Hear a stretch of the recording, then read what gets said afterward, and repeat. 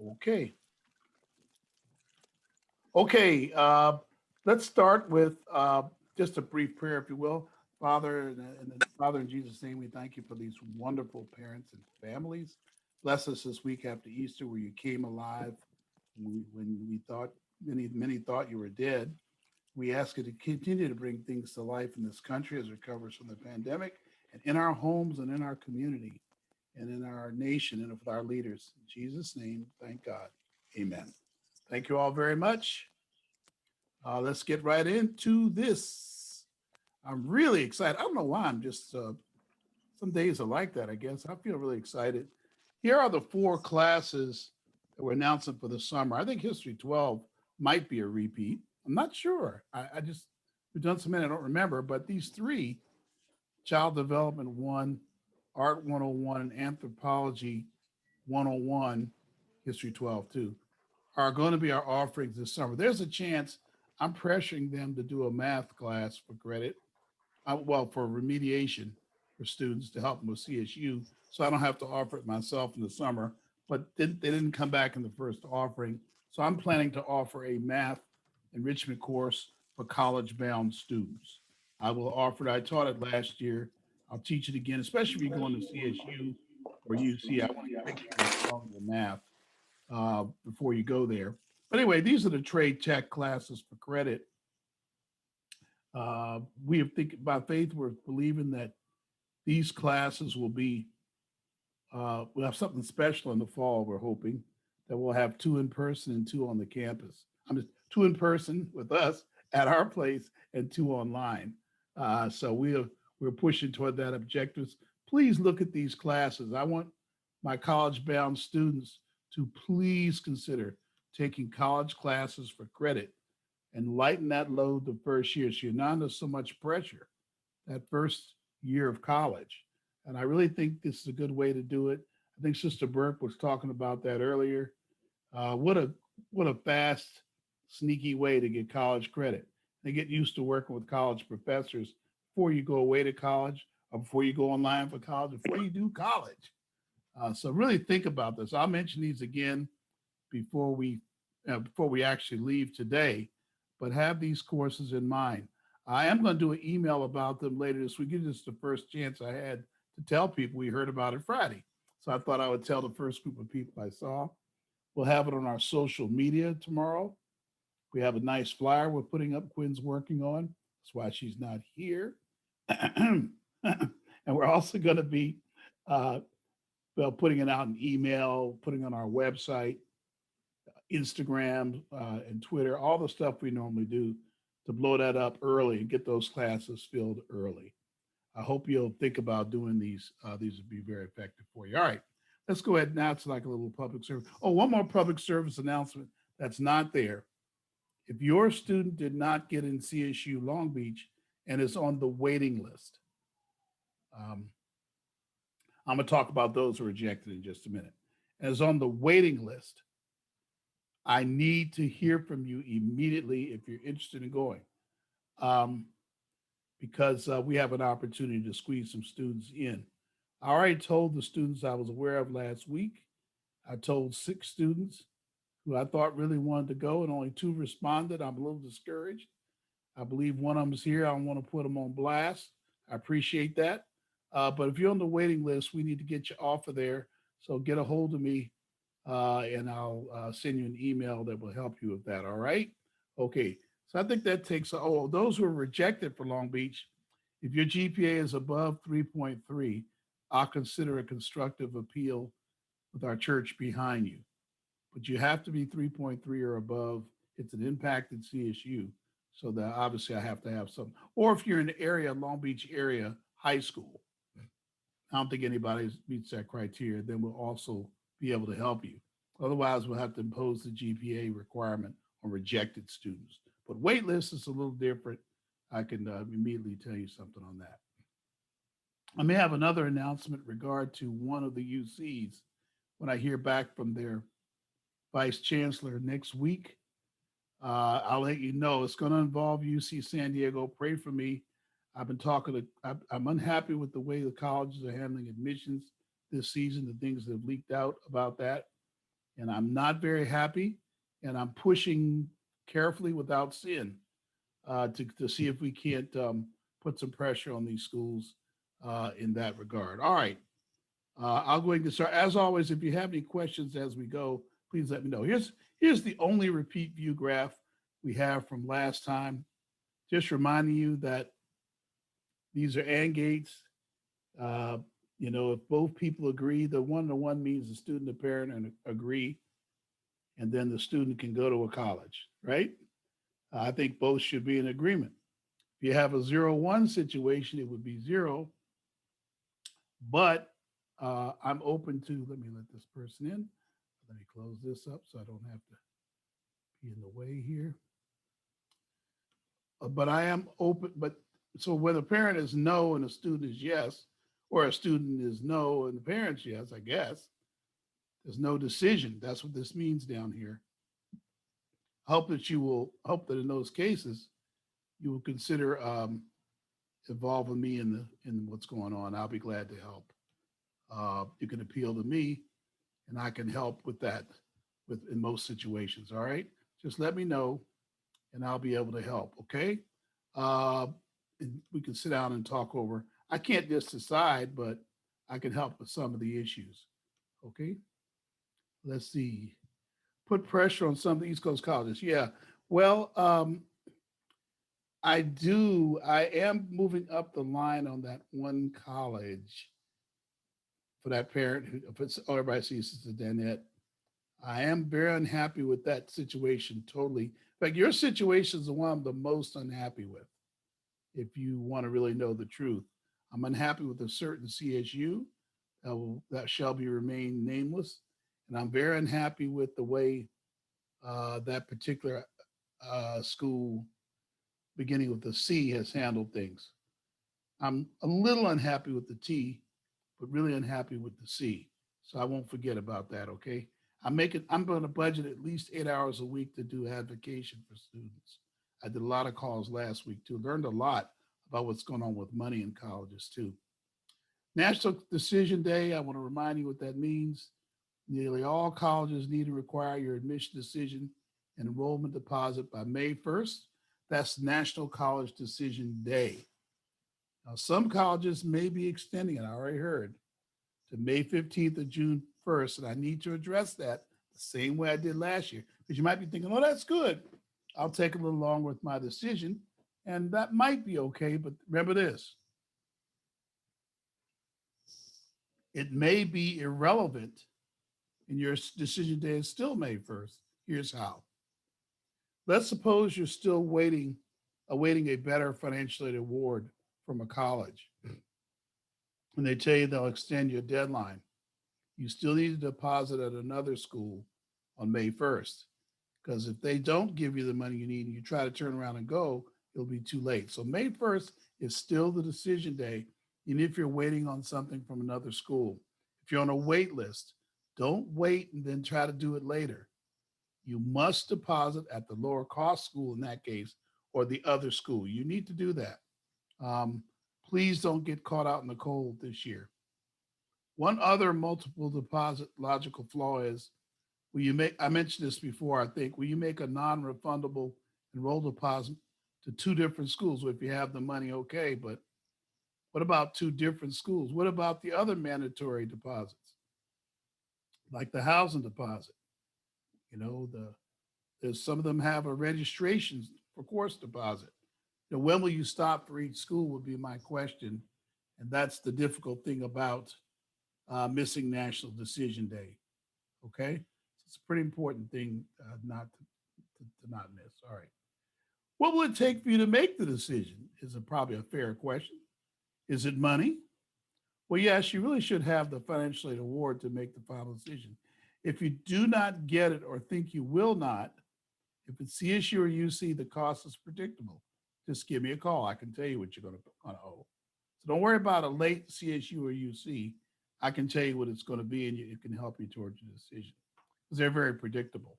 Private schools are oftentimes known by experiential data. That should be data. The word day should be data. I'm so sorry. You can ask me about those too. HBCUs and out-of-state public universities are a great example. If you really are waiting, it's a private college. They will run between 20 to 60,000 a year, depending on the student's academic merit, institution's financial aid policy, and family income. This year, more than any other, due to the uncertainty of the economy, please do not agree to a non-affordable college and or higher parent loan debt unless you're really sure you can handle it, right? Attending without visiting, I mean, I still officially say no, but what about virtual visits? It's still not a visit. You're not meeting the people. But if that's the only way, I mean, if you only have CSUs, then that's the way you got to go. I mean, I say no, but I realize that, you're going to have to do something. Some of you have chosen to make it more of an environment or surrounding area study and have driven to the campuses. That's fine. You can do that. The virtual tours are fine. I suppose you need to address it. When you visit a school, you get emotionally, spiritually, and psychologically committed. So I'm very concerned that many will have to pick a CSU or UC without actually visiting because they've closed down their tours. Um, Unfortunately, they're missing, an opportunity to get the student really committed to the school. Or if a student agrees to go, they really haven't experienced it. Just make sure you get as many of the online events as you can. Some colleges will give you more time to visit. Again, remember the earlier view graph, though. Maybe that's not your problem. You don't need more time. Remember, other schools may still use the May 1st, like I said before. But only wait if you're willing to travel to school. I mean, travel to a school would be the only reason you'd extend and wait. And if your schools are all about the same price. Again, check with me. I can probably help you. For the student, you're just not sure. Well, it's probably time to begin to get sure. Have you visited the school? I talked about that. East Coast. Okay, here you go. East Coast and schools in the South may have online classes. Let me stop there. If already as a student you're sort of tired of the Zoom stuff and tired of being online, there's only one question you need to ask yourself. Will summer away from school, if you don't take any college classes, make a difference for you? Because some students really did are suffering with this Zoom thing and the lack of socialization and all that. You may be a candidate to skip the fall enrollment if you're at a school that's not going to be in person. I don't know. So that's something we need to talk about too. Away from a lot. By the way, some people say, I want to go away to school, and they have California schools. Anything away from Los Angeles is still away, right? If you go up north in California, you're away. I come to visit you. I might. I shouldn't say that. But you're away. You're getting your wish to be away for college. Just because you're not out of state doesn't mean you're not away. California is a big state. So keep that in mind if that was the thing that's holding you up. How willing will parents? Now, the other thing is, how willing are you to travel to be away? As some people are struggling with that. They may have a good offer away, but do you want to travel in August or September? There's kind of a media effect. There's still some leftover fears and things that are being said in the media that are not true. And then some things really are true, they're not saying. And maybe you're still a little afraid about traveling in a plane, whatever. I totally understand that. And that's a factor in your decision. I'll talk about fear there too. And that's where I made the point, I think, before, if I have it already. For God has not given us a spirit of fear, but of power, love, and of a sound mind means that some fears we'll need to think our way out of. It appears instead of sound mind. So there you go. Think about that. Okay. Get any questions, you can just ask them or put them in the chat. I'll check it periodically. I know I'm a one-man wrecking crew today, but I can look up there. Okay, here's some more college decision information. You can check these related web articles I've written. Oh, I forgot to do that. Let me put in the chat the presentation for today. Stand by. I'm gonna send you a direct document link to the file. If you give me 1 second, I'll be able to do that. I'm sorry. It will help today. Oh boy. Oh boy. Let's see. Oops. Maybe I won't. Maybe I won't. Let's look and see.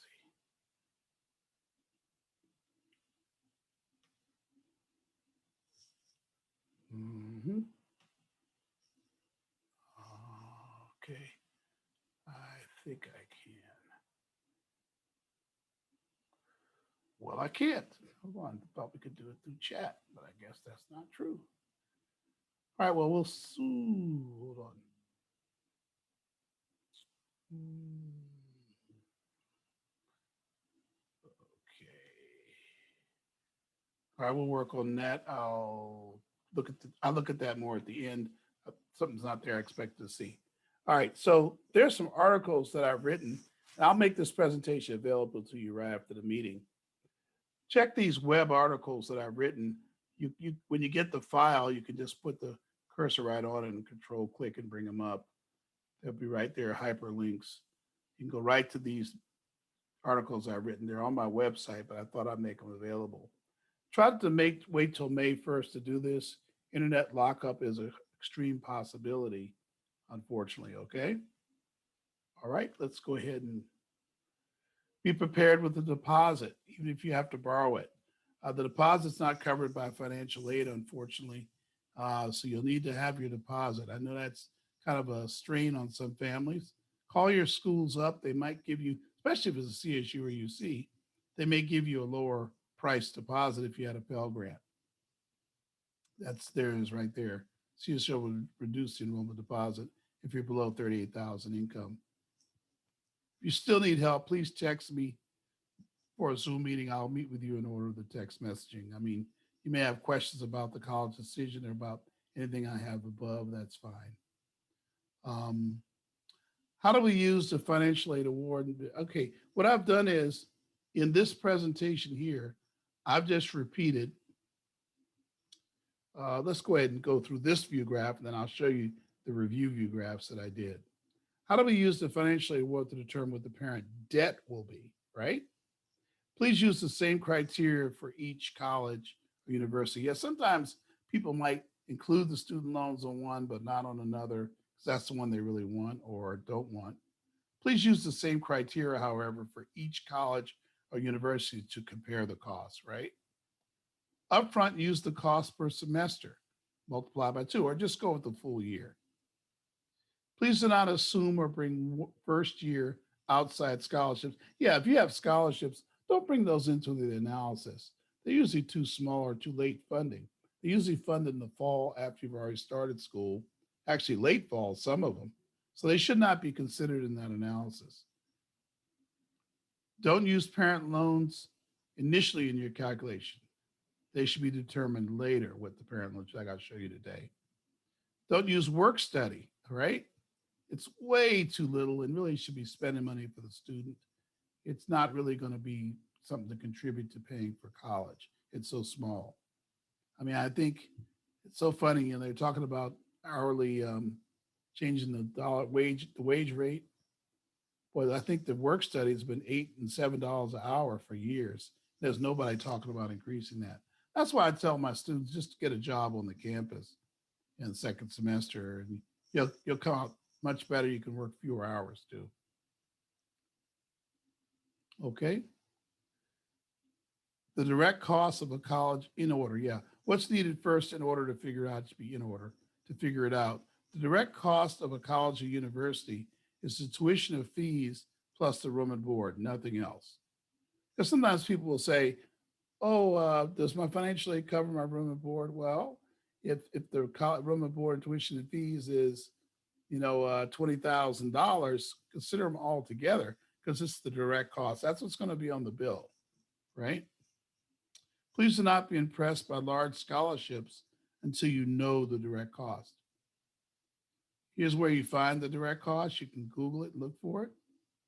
In rare cases, the direct cost is on the financial aid award. If all the above fails, call the financial aid office. That should be 21, 22 total cost. That's what you're talking about. What are the relevant elements of the financial aid award? Grants and scholarships are relevant, right? Totally relevant. And there's relevant student loans, believe it or not. I think the federal direct student loan is very relevant. And the federal direct Perkins loan, which is totally forgivable, is certainly relevant.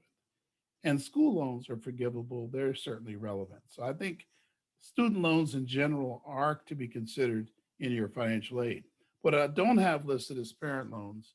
which you'll figure that out later once you figure out how much you need to take out. So calculating the cost, just to remind you, is the relevant financial aid minus the college direct cost. That's all it is. It's this relevant aid back here. All this stuff added up minus the college direct cost will tell you if it's a positive number, you don't owe for college, or they owe you. If it's a negative number, you owe, and it probably will be negative, you owe for college. And then that's what you determine from that number. Just quickly how that works. Here's a Sonoma State one from last year. Total cost over to the left, $25,120. But again, we look at only the tuition, fees, room and board for the school, right? So what you will owe for this school, look at it that way, go through the whole calculation, is 1,478. Now, this is interesting here. This one here is pretty interesting if I look at it, seeing this correctly. Let me look at it here. We took out this is the total financial aid here. So over here, the financial aid was 25,120. We took out the plus loan, took out the work study, right? And really the financial aid is 18,742. We subtract out the $7,020 for the tuition and fees. We subtract out the $13,200 for room and board. We'll owe only $1,400. So obviously, this particular situation was a situation where the EFC was very low. The estimated family contribution is only $1,500 here, or less than $1,500 here, and that's why it came out to be so favorable. Here's one that isn't so as favorable, and it's a situation that most of my families are in, so I'll take the most time with it. This is a family making more than $60,000. The direct student loans are here, and the parent loan recommended was $19,700. Let's see if we really need that. So we take the $5,500 because that's what's left over, right? We subtract out the $13,200 and the $7,020. See, it's way more than the $5,500. We then owe $14,720 to Sonoma State University. And that's where you get into needing a parent loan, right? I have more to say about that in a minute, because you probably can't pay that out of your operational fees. You may pay some of it, or you may have some saved. But in general, you're going to need a parent loan to do that, okay? This example you can look through on your own, I suppose, but it's the same kind of thing. It's 48,000. It's more than a 60,000 family. Here's the cost of Howard last year. It was $48,080 for everything. And I just told you what the plus loan would be, right? Saying that'd be what's left over. Let's look at that. So all this financial aid here, just these are relevant. The $5,500 plus the $6,500, which is about $12,000. But we subtract out the tuition and fees and the room and board. This will be calculated as left for the parent loan for Howard University for that student. Again, you want to go back, it goes back to this calculation right here, the relevant financial aid minus the college direct cost. How are we doing with making those calculations out there, parents? Are you able to work your way through this stuff? Let's find out if people are able to work their way through it with this. Sister Burke, are you able to work through this with your actual financial aid awards? Yes. Ours was pretty good. Raven, they gave her a Cal Grant and a Pell. There you go. So that looks like that'll cover her tuition and fees. And so we're just working on the room and board. Okay. But you're able to use it, subtract out and figure out. You feel like you could get your way around that. Good. Right. So I'd like transportation. I don't think she needs that. Okay. Because it's a local school. That's right. Yeah. But oh yeah, that's right. Yeah, you're okay. Right. Yeah. So we should be good. We're just trying to work out the room and board. Right. So, but from her financial aid at Cal State Long Beach, her fees and tuition, it should be paid from the financial aid letter she got. Good. That's what I thought would happen. Yeah. And thank you, Sister Burke. Sister Cynthia, or does this make sense? Sister Cynthia, are you there? Yes, I'm listening. It does make sense. Yes, it does. If you need any help, get a hold of me, right? I will. Yes, thank you. Please do. Just get right a hold of me. It's that key week where we need to do that. I make time for it. Okay. Angelique, you there? Yes. Are we gonna be talking soon or something? Something we gonna do, aren't we? Oh yeah, I just have to. It's the thing is complicated, but I'm gonna get on it probably All later right. today or Okay. tomorrow. Okay, cool beans. I just want to be sure. All right. Who else can I? Oh, I know what I want to talk to. Sister Tracy, are you there? Or either Marquise. That's who I want to talk to. Marquise, Yes, we're here. were you able to work through, even though the calculations you may not have been happy with, were you able to work through them? I didn't see anything. Yeah, for because for LMU they gave Yeah. me this like, I don't know, like this scholarship, like I forgot what it was called, but yeah. So even with that, you did the math, and there you go. And still figured out. Yeah. Yeah.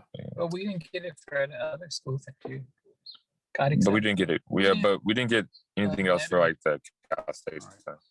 Okay. The big thing is just to be able to know what's going on, and that's why I do that, just to make sure you at least know what's happening with that or those awards. So that brings up the question: is why do we even have federal loans? It's because the need-based federal and state grants and merit scholarships is less than the direct cost. So you have that gap. And personally, as I've told you before, so there's tuition fees, room and board.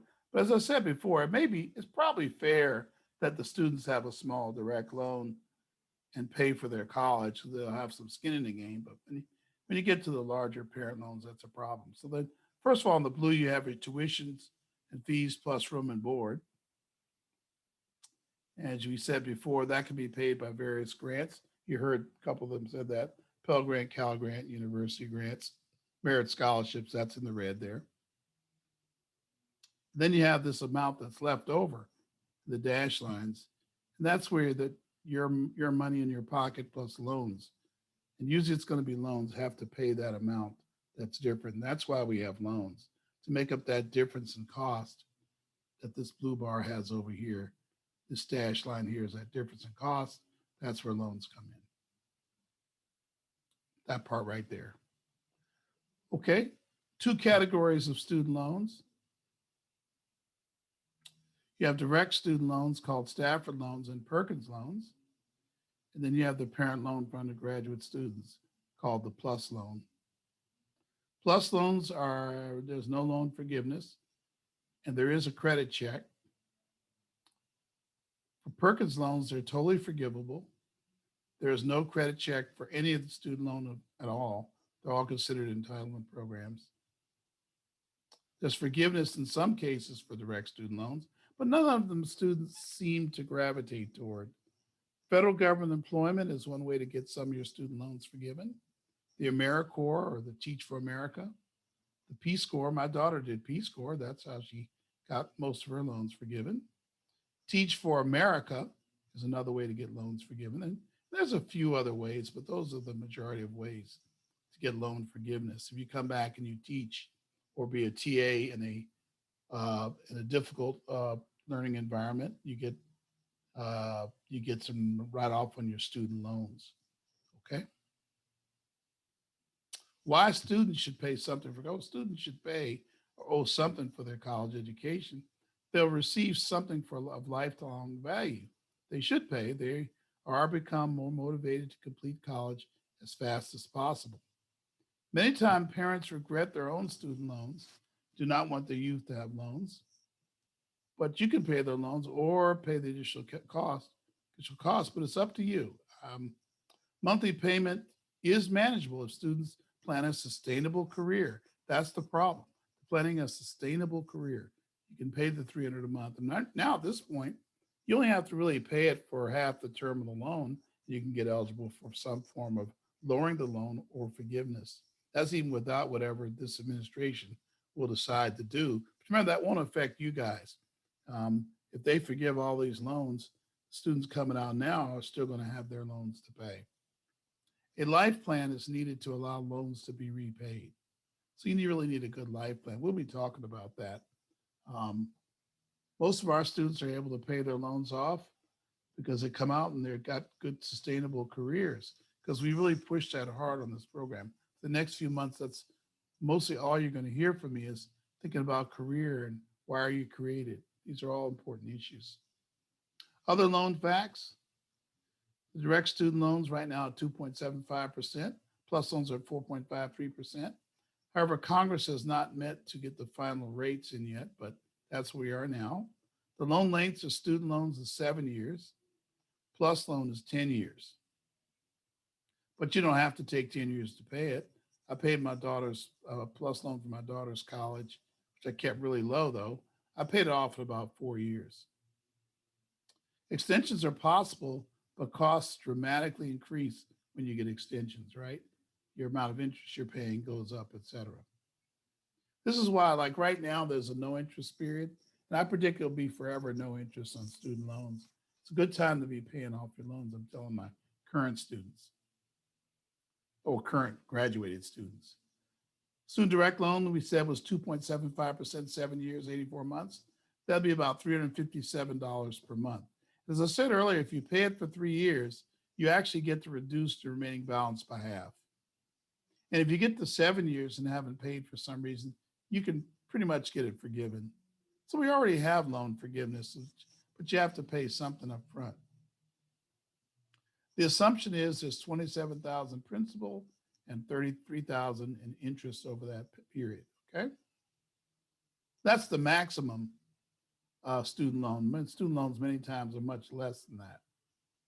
Students who pay on time for 3.5 years, Gary, that I've just mentioned that. All right, two types of student direct loans. Subsidized loans, all the interest is paid by the feds while the student is in college. Interest does accrue 6 months after the student leaves college. Hopefully they'll be leaving with a diploma. The first year loan is $3,500, second year is $4,500, third and fourth years are $5,500. The maximum subsidized loan you can get is $19,000.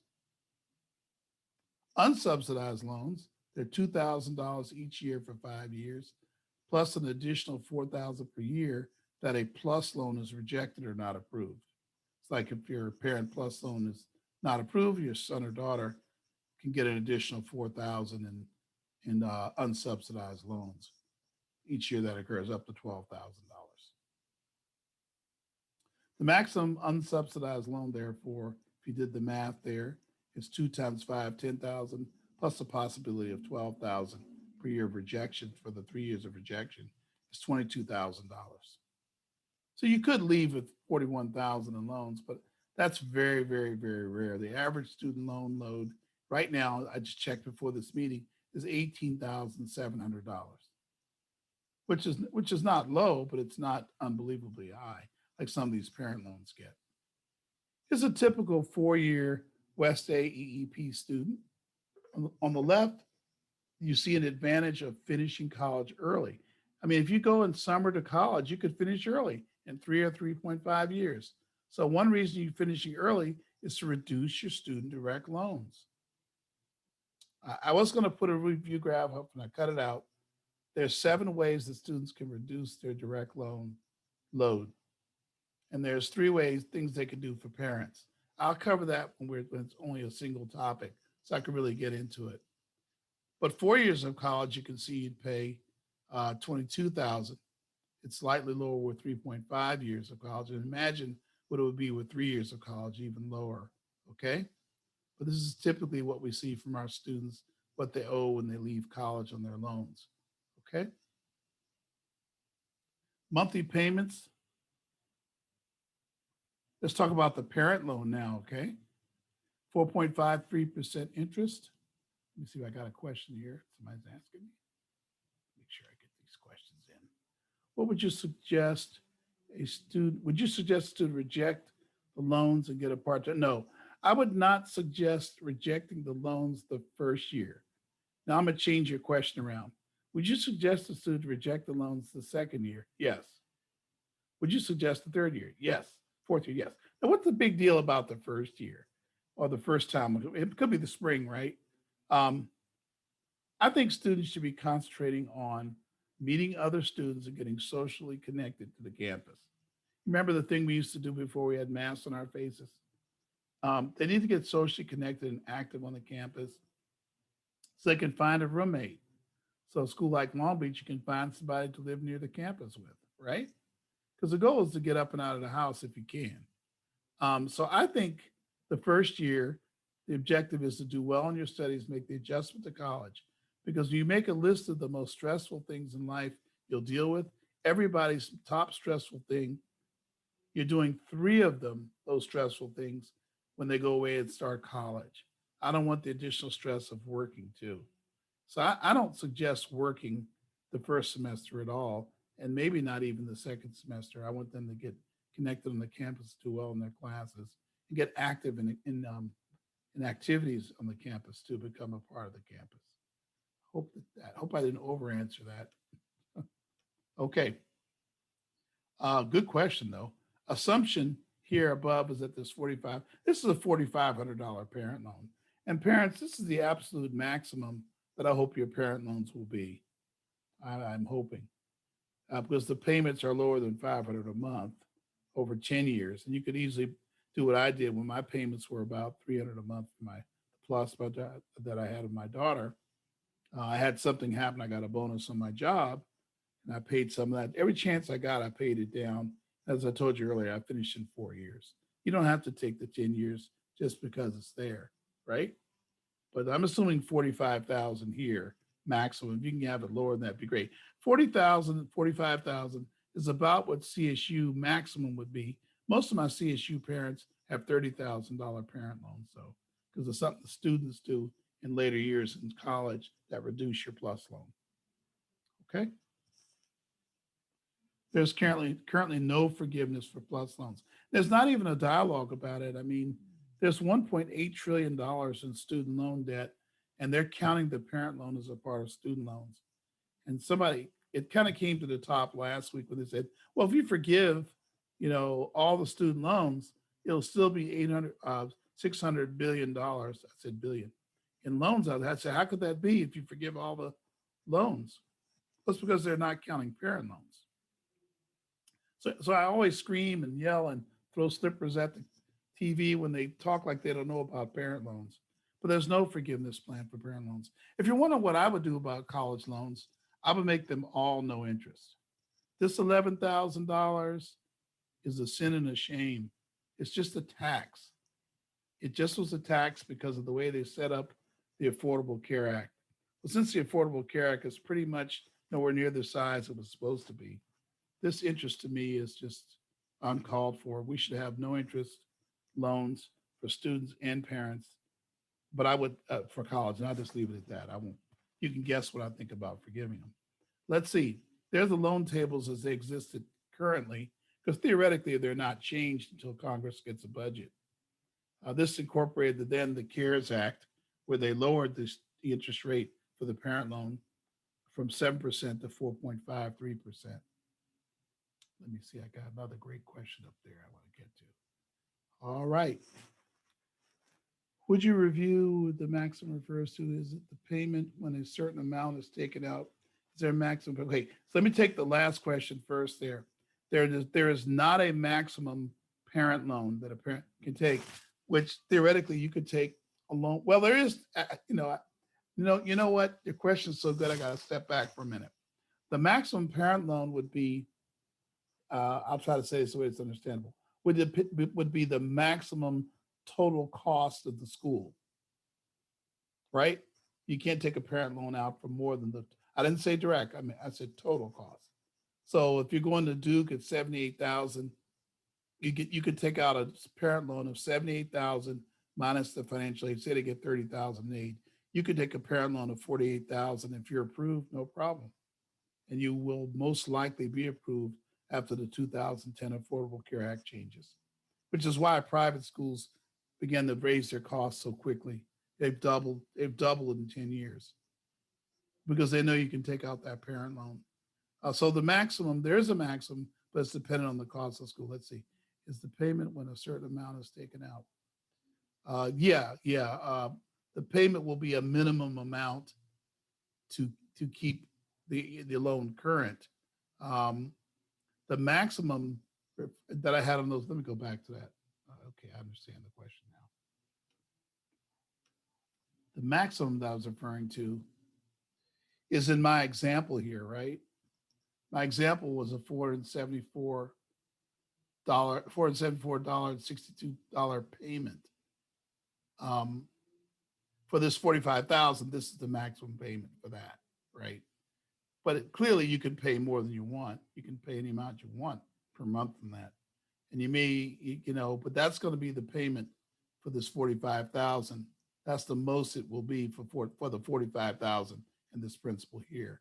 You might wonder why I didn't say the amount rather than the maximum amount, because it turns out that if you front end pay on your plus loan, like while they're in school, there's no interest.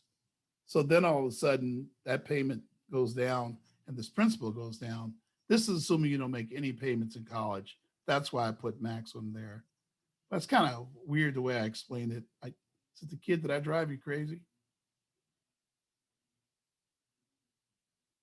Is it the kid? Yes. No, I I'm did drive you tracking crazy. right with you. Okay. Yeah, I'm Yes, I assuming. just wanted to Mhm. go ahead, Deacon. Yeah, I'm assuming no payments were made while they're in college, so I said maximum. But really, you and I know Okay. someone could make payments while in college, so then it Okay. would be lower than this. Deacon Wilson, Okay. Yes, go ahead. that's what I wanted you to kind of reiterate. Yes, When, say I do take out the parent loan, yes, I can pay while he's in school. So, absolutely. so you don't, when do you make payments your payments begin when the student is out of school? Well, that's the maximum. That's where that word maximum comes in, right? So you can start paying when you get the paperwork from the loan underwriter. Okay, so I can start as even if he's in his freshman year and I can begin. Absolutely, I did. Okay.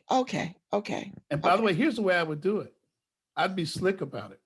Uh-huh. I hope you listen, Sister Kid. I'd be slick about it. I would pay just the interest. Ah. Aha. So now this view graph really is maximum. Your payments will be way lower. There's no compounding on it. And because I'm starting early. Yeah, so you're whittling away at this. This 11,000 is only if you paid over the 10 years. You start early, you're wiping out this interest. So I do favor, I was going to say this in May, but I do favor interest only payments, even on the student loan. I think students should pay 20, 30 bucks interest while they're in school. I will mention that again. I'll show it. Okay, I was going to say, can you reiterate that later? I sure will. Because that's really important, especially. Yeah, I was thinking of having him take out a small student loan just so that he, as you say, so that he has some meat in the game. But if he pays the interest only at least $30 or whatever, $30 a month, he'll stay ahead of the interest. And he's also building his credit. That's correct. That's correct. That goes towards his credit. Yes. Okay. I will definitely cover that. This is kind of the setup for it here. This is like, that's just like Netflix. That's episode 6. This is episode 2. Okay, makes sense. Thank you. Yeah, I'm glad. Sister Kid caught the word maximum. I can't believe it. Because that's right. It is maximum. So I'm assuming you don't make any payments at all. Right? But actually you could make, and you should. I would do that nowadays, especially with the interest being so low now, 4.53. Do you realize it was 7.4% before the CARES Act? And I think it will stay low. I don't think there'll be any political interest in increasing the interest rate. So that's Deacon, can I ask a question? Yes, you always can.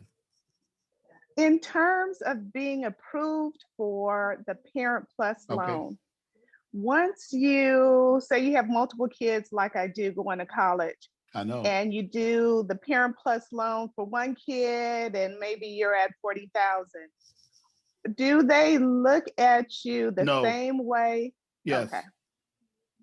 Okay. They look at it independently. Okay. And the approval is still based upon your credit. It's not how much you've loaned out already. It's That's just correct. straightly That's credit correct. driven. That's correct. Okay. That's correct. Okay. Thank you. By the way, that's despite what Wilson thinks. I think they're too hard on you parents, but doesn't matter what I think. See, I think families should only have one plus loan. It's the other thing I think. That's not the whole issue.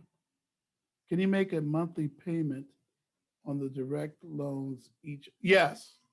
Short answer, yes. You just have to wait 45 days to get the paperwork, Sister Burke. And then the student can pay. I think students should, and I'll cover this later.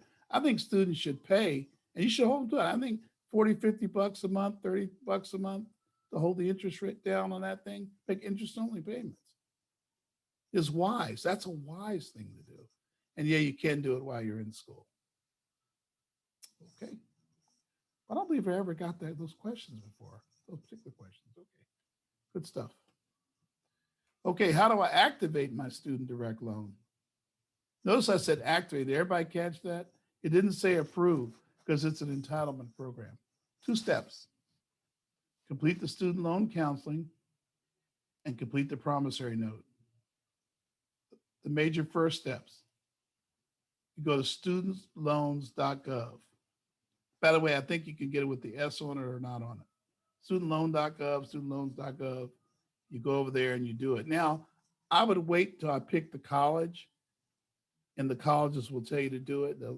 But here's the way you do it when they tell you to do it. You go to studentloan.gov and use your same login that you use for the FAFSA.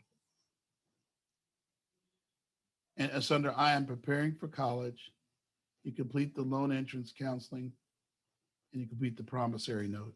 That's all you got to do to start your student loan. Don't worry, the college is going to be wearing you out because they get that check directly sent to them. You remember, you don't see it. They want to be paid in the summer. They want to get that money as soon as they can. Some schools don't let you register for classes until you do it. That could hold up class registration. They want that money. The results of activation, counseling results and promissory note are sent to the college that you're going to, students going to. They receive the dollars directly from the feds. You receive a promissory note in the email. The loan provider sends correspondence on how to make payments. That's the paperwork I'm talking about, Sister Burke and Sister Danette. You get that correspondence, now you can go to town because they'll tell you how to make payments. Each quarter they send you paperwork. If you don't when you make a payment, then each month they'll start sending you stuff. It's not a bill because it's deferred, right? The balance is deferred to the graduation, right? But they'll get the point and start sending you a monthly bill. One of the, I think it's Great Lakes sends you a book of interest payment book, which is cool. Teach your student to make that payment every month. Like when they get their money from that little campus job that they get the second semester, they can send a payment. Or if they have some kind of, say they're getting a scholarship from the community that they're going to have for spending money, sure, they can make an interest payment. Loans against a 401k. Oh, these are payment alternatives. These are alternatives to a plus loan. In fact, I really like to see parents look through this list before they do a plus loan. How about loans against your 401k, 403b, or deferred 257? That's a possibility. Oh, that should be 457. Sorry about that. Dollar withdrawals from those. I would not do that. I would look at loans against it because the way the tax goes, you don't pay any tax on the loan against it. But the withdrawal, you do have a penalty. The loans from a relative, but I always say, are there strings attached? Is there a string attached to that? Sometimes relatives do that. Can you raise your income any amount? How about payroll withholding change? Because you're going to have write-offs, right? Check with your tax man. Major budget reductions, like your siblings' schools. How is private school working out for that sibling, right? I have workshops on that I do from time to time. Technology reductions, that's significant. Cable, internet, got rid of my cable, saved a whole lot of money, and got YouTube TV. I don't have any stock in it, but I'm just telling you that's what I did. Car sales and payoffs, how about that? Those are things you can do as alternatives to getting a plus loan, for example. I'm not seeing, okay. Okay. Here's some important things to know about. This is very important, parents, these next two view graphs. The loan is a federal government loan, not a bank loan. That's important. That began to be true in 2010. Yes, you can find a similar loan. You might wonder, well, can I get a loan to my student instead of me? But the interest will be 14.5% or above. Yes, it says 14.5%. And you will have to be the co-borrower. You might be reading co-signer. No, the federal term is co-borrower. It'll be your loan too, which will make it your loan anyhow. It will go on your credit record, not only your students. That's why parents then go for the 4.35% plus loan, right? You start the process by asking your youth's chosen college about their process for your application for a plus loan. Some schools, like I think Hampton, for example, is going to require you to submit a application to them to do the plus loan, and they submit the paperwork to the government for you. Other schools require you to go through them to then open up the government portal. And still other schools like Boise State will say, all right, go on over and do it, knock yourself out, right? You just go do it to the studentloan.gov. You do the plus loan at studentloan.gov also. Notice the student loan side is where you do the parent loan, but it's your loan, right? Okay. Here's some other things. You will get a commercial credit check via TransUnion or another major credit reporter. Use this TransUnion. You'll be initially rejected if any one of the following circumstances. You will be rejected if the federal income state tax lien or levy is currently imposed. You defaulted on any payment agreement you've had. I would say in the last 5 years on number B. Mortgage foreclosure in the last 5 years. Chapter 9 or 11 bankruptcy. It could be a 13. It's okay if you didn't default on it. Charge off, that should be off, or an existing 90-day delinquency of more than $2,085 on a debt. Now, those stay on your record for 3 to 5 years also. Turns out you can remedy it just by paying off or making arrangements. Most people will release you from it then.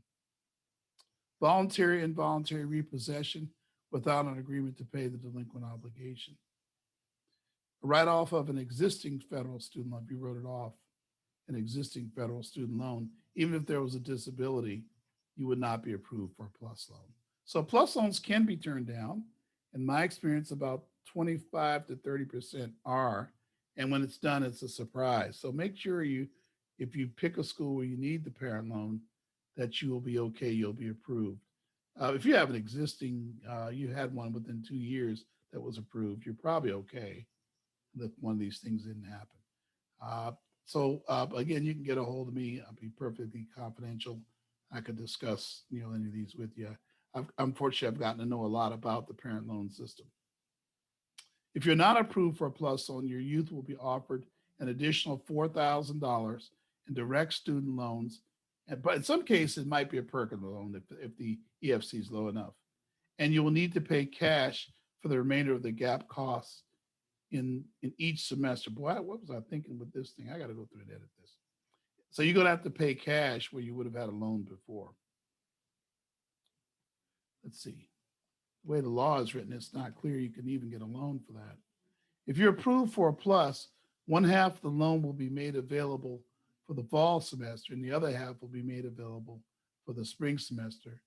Both will be 10 days made available to the school in cash to the school from the government 10 days prior to the first day of class. So if you get a parent loan, then 10 days prior to the first day of class, it will show up on your bill as a payment being made, okay? And colleges know that. When they see you're approved for a parent loan, they'll treat it like you've already paid for the year, right? Be sure to check off that you want the school to calculate the amount of your loan when you're applying. Let the school calculate it. Why? You want to be sure that your loan will cover the cost, and it's really hard to know all the direct costs, especially the one-time items. See, I feel like if you're going to get a plus loan, if you're going to go to the well, make sure it covers everything, right? It's just covering your direct costs. And notice in here, I'm very careful with my wording. I'm only going to get the plus loan to cover direct costs, not all this other stuff like books and transportation. And you could do that, right? You can get a loan up to that cost, but I wouldn't do that. I just get it only for direct costs. If you're approved for a plus, 1.5 the loan will be available for fall, blah, blah, blah. I think I repeated that. The steps for getting a plus loan: contact the school, like I said. They will probably then send you to studentloans.gov again. Log in with your FOSTA username and password, not your students. It's your loans, not theirs. Look for apply for plus, click and follow all the steps. Click that you want the school to determine the amount of the plus. Okay? Click that you receive the funds, not your student. If you leave it as the default, a $3,000 check shows up for your student because you paid for the books already and all that. That may be for you, the way you set up your loan. Students get that check and go, hallelujah, praise Jesus. And, oh, glory to God. And they'll think it's their money. But get it so you get the refund, not your student. Okay? They ask you that in the application. You will know in 20 to 30 seconds if you're approved. If approved, then click on Master Promissory Note and make yourself a promissory note. I hope that makes that process clear for you. Student behaviors in college that tend to reduce the plus loan. This is not a complete list, but parents, this is a conversation. If you're going to take out a plus loan, I don't care what the student's academic performance was in high school, they probably were great. I still would have this conversation with them. Well, some of them are right here and hear it, right? They need to be active on the campus. That way they can get 2 to 3 roommates off campus in years 2 through 4 who share the students' values. They can have 2 good roommates, 1 or 2 good roommates.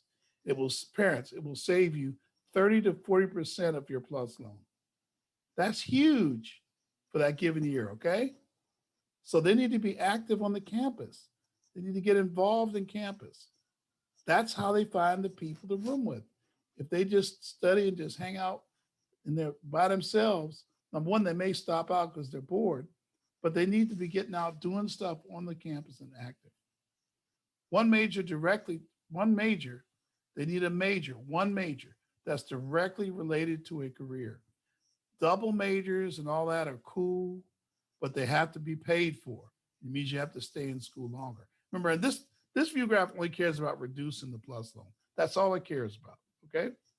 Student behaviors that reduce the plus loan. Classes in the summer. We just talked about that. Sister Burke brought it up in an email to me recently. And today, the first view graph today, I'm recommending all the time, take classes in summer, be in college less time. If you're not in college but 3.5 years or 3 years, it's going to reduce the parent loan 15%, 25%, 30%. If you're doing both this and you're living off campus, that plus loan may go away. I've seen people's plus loans go away, even though the school costs more, okay? Trade Tech will offer classes this summer. We already said that. Be proactive while you're on campus. Take actions to keep your GPA high. Prevent D's and F's, C's too. You want to have a high GPA. So when internships come around, opportunities come around, you even studying abroad, you qualify for those. Develop a study process that works. Boy, I'm going to be covering that in a future meeting. It's confirmed for those of you who are wondering. I don't know if there's anybody who remembers, but I think there are. Let me see if they know. Who knows who Corliss Bennett is? Could you just open your mic and say, I remember her? I remember her. You would. I remember her. Aha, yes, you would too. Wow. Well, she's coming back and going to speak to students about this bullet, the study process. I'm going to have her for a 3-parter. Because remember, we have Zoom, so we can't have 3-hour meetings anymore, right? It's going to be, I'm going to give her 2 or 3, well, either 2 or 3 parts she's going to be doing in May and June to come in and speak to seniors exclusively, okay? So develop a study process that works. Academically prepare for college, writing, college math, and or biology with me this summer. If you're going to be a biology major or a pre-med major, you need to come to me this summer. Let us prepare you. Also, if your math was always shaky, let me shake it right out of you before you go to college. I have a way of doing that. I'm going to have a great guest professor this summer. She doesn't even know it yet, that we're going to help you to get ready to do your math this summer. A college writing course. We're going to have a writing course to help you to tighten your writing up for college. These are all things, student behaviors that tend to reduce the parent loan. I hope that helps. Well, you know I'm going to have more to say about these. There's like 10 other things that could be on this list that are not here. But I'm covering it early, so when I cover it later, I'll have a more complete list. All right, let's talk about college choices. We're almost done. Please consider the cost. First year and 4 to 5 years. Think about it over the long term. Where will you be financially when you're paying for your parent loans? You start paying on those loans. We talked today about paying early though, didn't we? But when you start paying those loans, where will you be in your career? Where will you be financially? This is a review of how to choose your college. Remember, students should choose the school they need. You students, choose the school you need, not the one you want, if all things are equal. How about the private versus public controversy or decision? Well, private schools are smaller classes, all 4 years, smaller setting, more personal relationship with the teachers, higher grad rate. Many believe it's more prestigious, has more prestige. The question is it okay to pay 4 to 6 times more to get all that? Or is there a way to graduate on time without necessarily a private college? Stick with me. I think you'll be able to answer that. Here's what I'm seeing with financial aid awards so far this year. I'm not very happy. CSUs, this is a pretty important set of view graphs. I've now seen about 30 financial aid awards.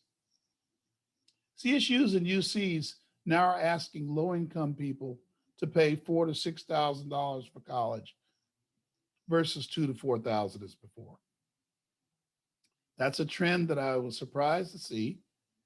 It could be they're thinking that students are going to be home anyway, so they won't have to pay extra, right? Just the tuition. They'll be covered, right? And they figured in the second semester, it'd be they only see 2,000 to 3,000 difference, right? So maybe that's what they're thinking. I don't know. Private colleges are asking well above the normally high amounts they ask. It seems like colleges are, listen to this.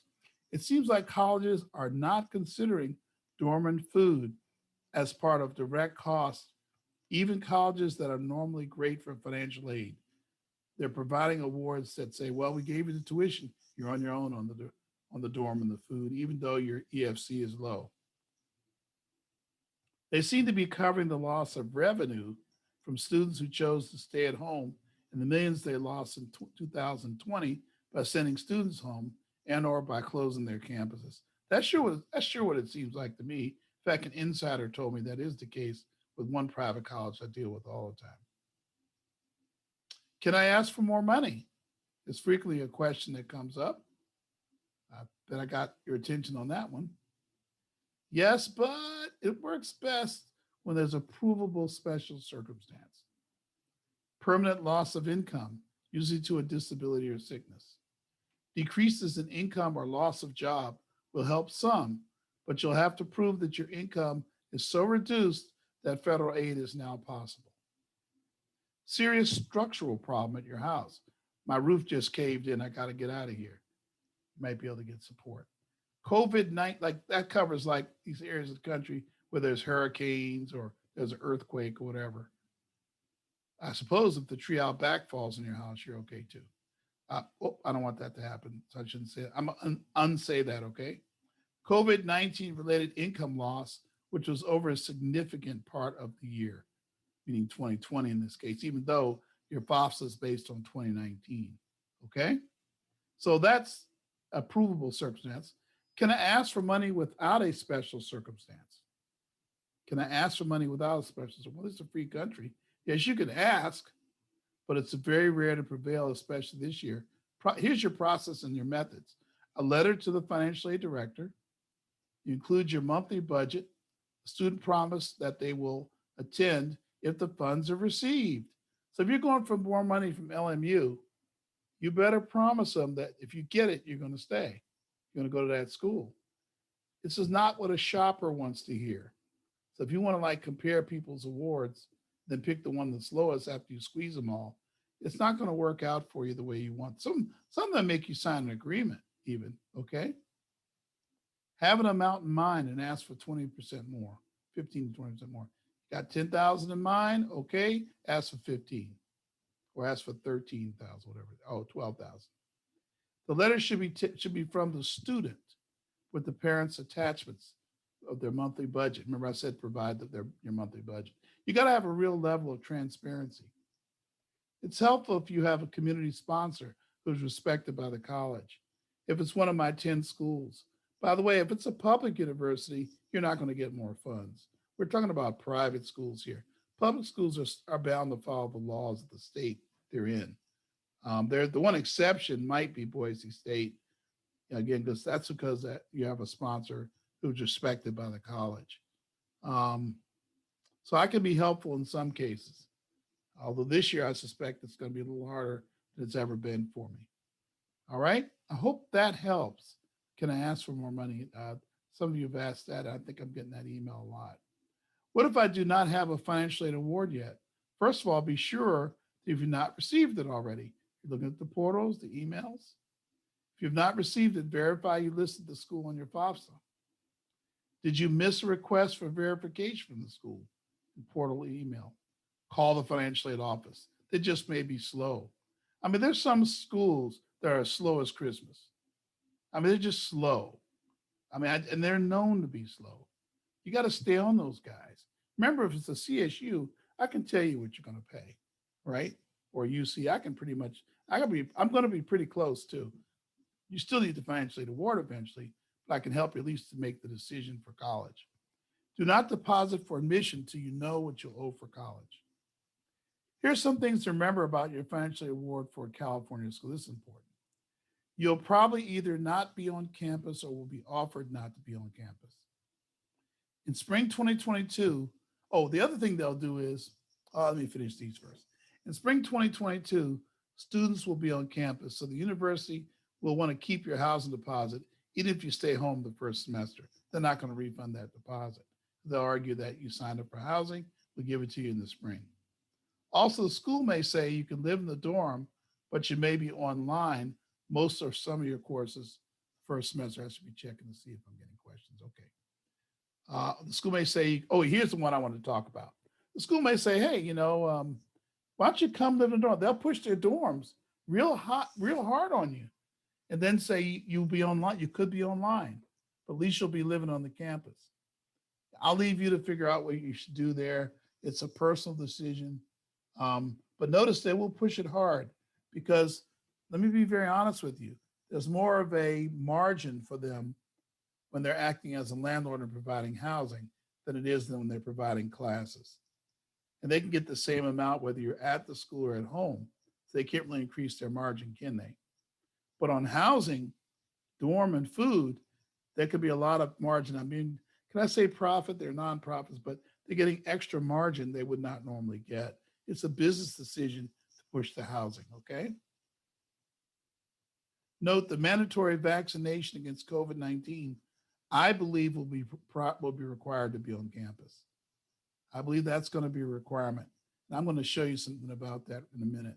Schools in California will not offer you to attend, offer you not to attend in fall 21. In other words, they might say to you, all right, if you don't want to come to campus, you just want to take the semester off, they might tell you, we'll agree to that. That may be one of the choices. That's something you need to prayerfully consider for those students who are struggling with Zoom, struggling with the non-socialness of school, and want to just have go and come out of COVID here at home with their friends and family. That's something you can ask the school about. Can you defer your enrollment to the spring? I'm going to leave that up to students. Most parents say no, because it's going to take longer to get out of college. Well, what if you're going to finish in 3.5 years anyway? So then it's not a problem, is it? If you get extra classes and get extra credits to make up for that, maybe you're not so worried about missing a semester. but you'll have to work it out with the school and hope that they'll offer you to do that. And some CSUs may. Here's some more COVID and college stuff you may be interested in. As the USA approaches herd immunity, I know this is a tough, you know me, I like to be right to the point, okay? As the USA approaches herd immunity, states with Republican governors are planning to fully open, and many are already open. States with Democrat governors are not preparing as much to be open, probably offer a choice to be open or not open at all to you. 100% reopening is doubtful.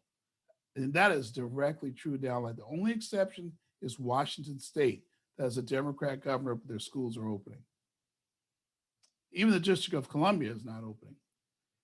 If a student is unable to do online anymore, ask to start college in the spring. You know, if they're unable to do, you know, oh, I think I meant they're in person. Let me think about that. If a student is unable to do online anymore, you could defer to spring, but you got to talk to them, right? What is your college's position on mandatory vaccination? You should start asking that if they're queasy about the new vaccines. Now, I'm going to have a video this week on the science behind the vaccine. I've got a couple of experts that'll be with me in that Zoom video, and I'm going to give you some necessary information about how it works and frankly, why I feel it's safe. But that's a decision I don't think there should be, for the record, I don't think that vaccination should be forced. I do not believe that. So, you know, and I'm actually getting my second shot on Friday. So I'll be getting the spike. I call it the spike on Friday. Here's some private colleges that have already said they'll require the vaccination. Cornell is going to do it. Cornell is going to do it. And there's various other, those are all private colleges. Have you noticed? I think it's interesting that Harvey Mudd's requiring it, but the other Claremonts haven't said yet. That's kind of funny because they're all right near each other. You'll still be around other students. I guess they're anticipating not being on campus anyway, because they're in California, right? Ithaca, Manhattanville. That's a pretty good list of colleges right there. Okay. What's new with public colleges, you might wonder? This headline came out yesterday. Texas and Utah will bar colleges from requiring the vaccine. So public colleges cannot require the vaccine in those states. There's how the article began, okay? So a few other things. The promise of vaccine is not that you will not catch COVID, right? Some people think the vaccine means I won't get it at all. You may not. The question, it may not even be detectable in you when you get it. You won't even feel it if you've had the vaccine. The chances are very low. And if you do, you will not get severely ill. So really the vaccination should build up a nice herd immunity because there'll be people who, if they get it, they won't be able to spread it. That's the idea. The various variants, you hear about these variants of COVID-19 are in no way immune to the vaccines. All three vaccines will take care of that variant. The variant only means that it spreads faster, but is not deadlier. There's no evidence of that. Nor does it cause more hospitalizations. The vaccines are effective against all variants of COVID-19. That includes the current strain that's in Britain that's moving around Southern California and the South African version, and there's another variant I always forget. The chance of a severe reaction to the vaccines, despite what you read in the media, are severe reaction. Everybody has some reaction.